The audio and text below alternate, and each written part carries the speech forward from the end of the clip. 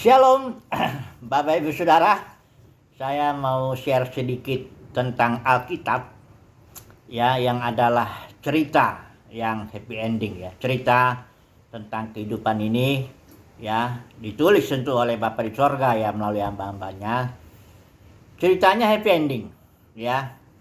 Bapa menjadi semua dalam semua ya. Bapa bisa mengekspresikan dirinya ya di dalam dan melalui ciptanya. Sangat happy ending ya.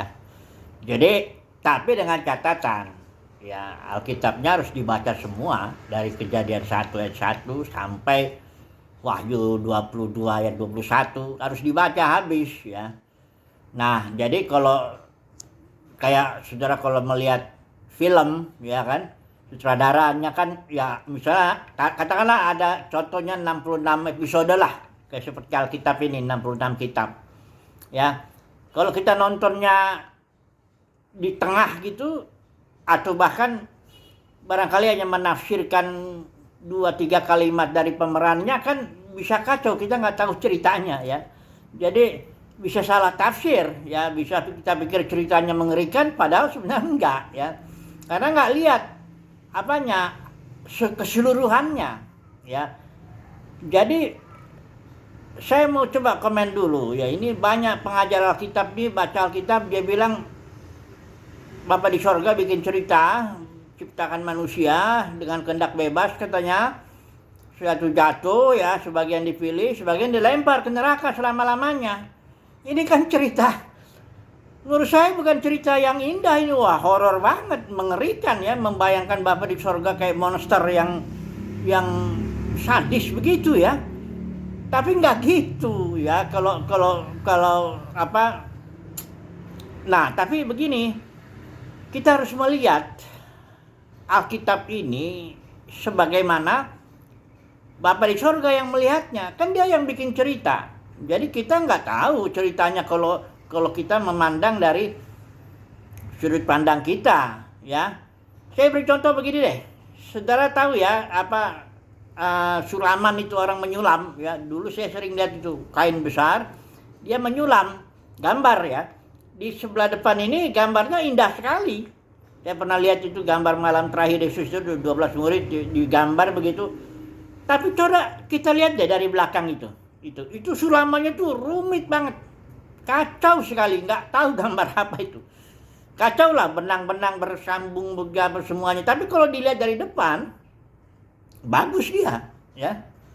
Nah, begitu juga cerita Alkitab ini atau cerita kehidupan ini. Kalau orang melihatnya dari sudut pandang dirinya sendiri ya memang horor sekali. Mayoritas orang dalam Kristen ini percaya bahwa Bapa di sorga akan lempar mayoritas orang ke dalam neraka selama-lamanya. Ya, ini ceritanya seperti seolah-olah iblis menang lah lawan Tuhan Yesus ya. Karena ada pernah tuh saya baca buku Ellen G. White, itu orang Advent tuh, dia bikin The Great Controversy, artinya peperangan antara Yesus dengan setan. Nah, kalau ceritanya seperti yang dipercaya banyak orang Kristen, itu kan ceritanya kalah Yesus itu sebagai jagoan. Katakanlah ya, kalau orang saudara kan ada jagoannya, ada penjahatnya. Nah, iblis ini penjahatnya, Yesus jagoannya lah, kan begitu. Terus sebagian orang ikutin iblis. Ya, kok sekarang juga kalau kita lihat ada berapa miliar manusia ini, berapalah yang ikut Yesus kan gitu.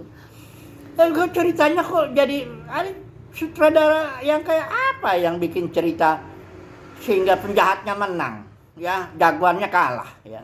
Nggak laku lah film kayak begini. Saya belum pernah nonton film yang gak happy ending. Selalu saya lihat tuh jagoannya pasti menang di akhir, tapi dia akhirnya menangnya. Awalnya biasanya dikalah dulu. Kayak Yesus itu ke awalnya kalah dulu, dia kayak salib, kayaknya gagal lah.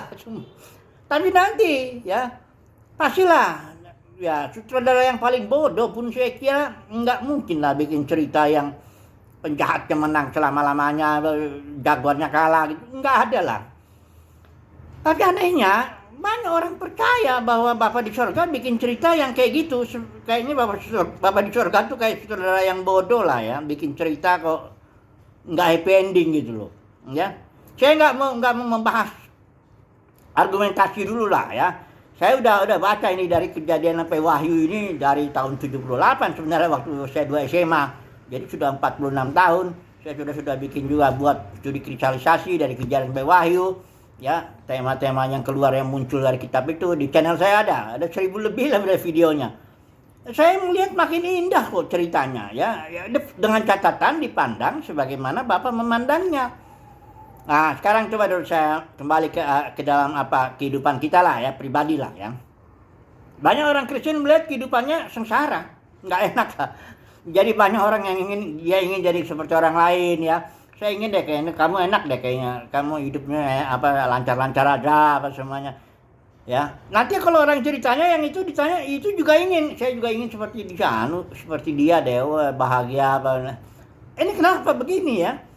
Ini saya melihat karena kita nggak melihat kehidupan kita sebagaimana Bapa di sorga melihatnya, ya. Kalau kita lihat lukisan yang sulaman itu tadi, kita lihatin dari belakang, jadi ruwet banget, ya, banyak benang-benang bercampur yang nggak karu-karuan.